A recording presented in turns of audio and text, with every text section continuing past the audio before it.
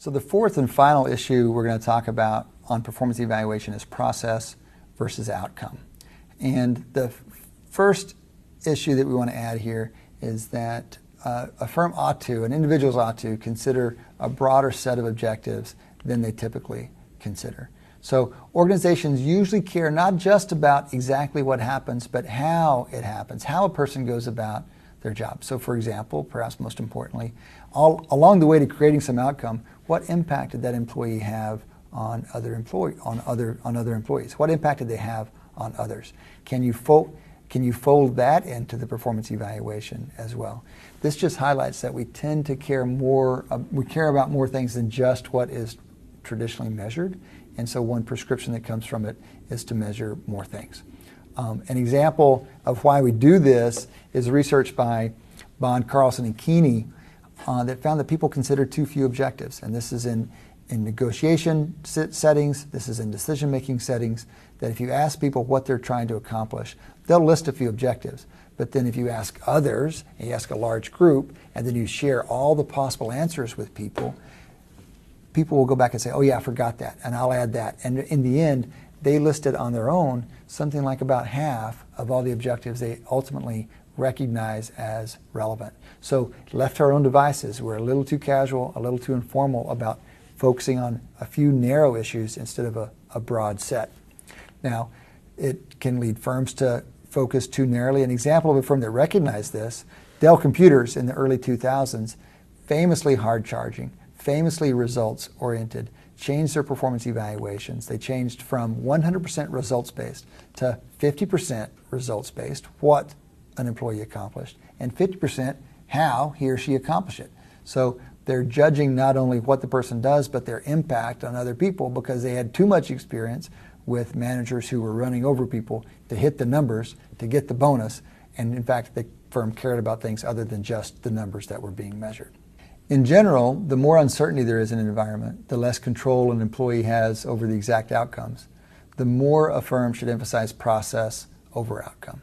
So the more noise, the less control the employee has, the more they should be evaluated on process and not on outcome. One way you can go about this is to use analytics to figure out which processes tend to produce the desired outcomes. And what you're looking for here is what's the more fundamental driver of the outcome. It could be that you're measuring only the last step in the process, and in fact there are some important intermediate steps that are more fundamental and they might provide additional performance measures. So, for example, the sports analytics world gives us an illustration of this. In hockey, for a long time, teams were evaluated, and in fact players were evaluated based on goals. And if you were trying to figure out whether a team was really good or poor, they would look at the number of goals they'd been scoring. If they wanted to evaluate whether a player was strong or weak, they would look at his contribution to the goals scored while he was on ice.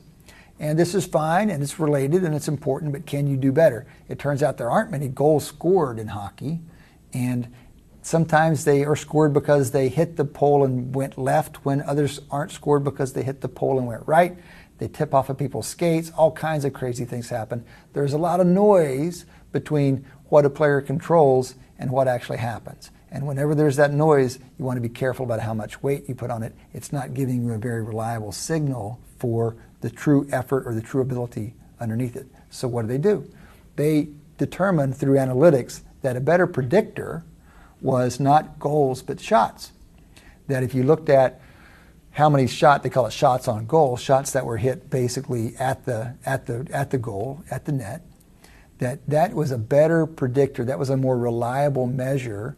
And one way to think about it is it's more persistent. That a guy or a player or a team that looks good in one period on shots is more likely to look good in the next period on shots than a player who looks good on goals is to look good on goals the next period. It's a more persistent, more fundamental measure. Well, you can take that even further. They subsequently realized what really matters is possession. It's not even shots. There's, again, so much noise on shots that the best measure they can find on team or player is contribution to possession.